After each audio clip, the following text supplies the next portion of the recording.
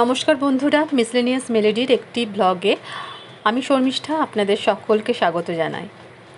আজ আমি আপনাদের নিয়ে যাব আমাদের আসানসোলের রথযাত্রার মেলাতে।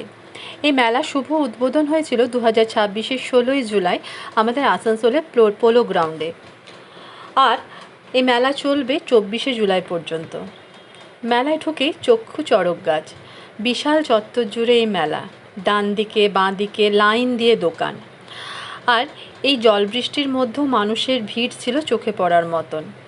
মেলায় ঢুকে হঠাৎই চোখে পড়ল এই দেবী মূর্তি, কিন্তু কিছু বোঝার আগেই পালকি করে দেবী বিদায় নিলেন।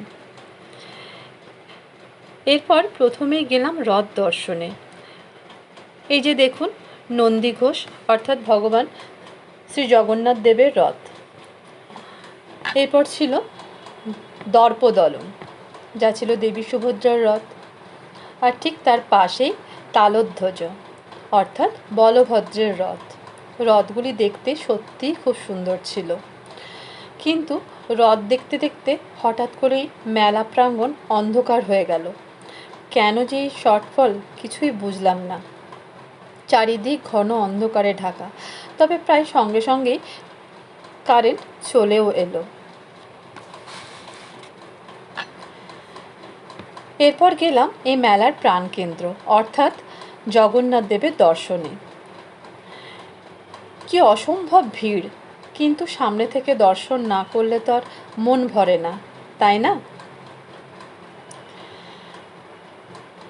তাই যখন ঠেলে ঠুলে সামনে পৌঁছালাম, তখন চোখের সামনে প্রভু জগন্নাথ দেব, সুভদ্রা ও বলভদ্রের এই রূপ দেখে মনে হলো এই ঠেলাঠুলি যেন সার্থক হয়েছে।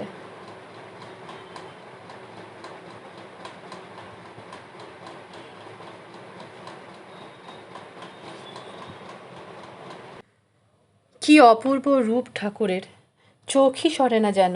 জুঁই ফুল, রজনীগন্ধার ফুলে ঢাকা পুরো দেবস্থান, চারিদিকে ফুল, চন্দন, পবিত্র মন্ত্রের সুরে এক ঐশ্বরিক পরিবেশ।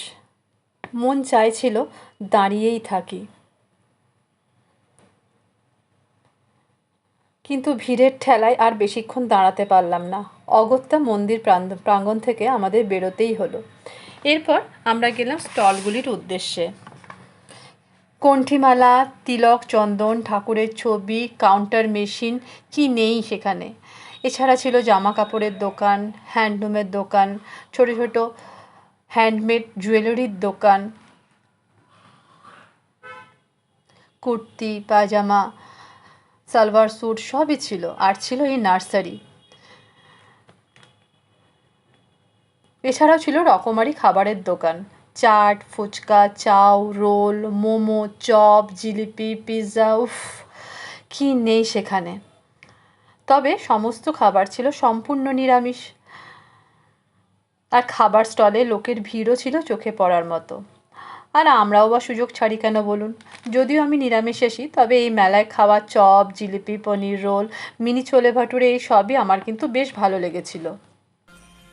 আর শেষে বলে না, ওই চেরি অফ দ্য টপ,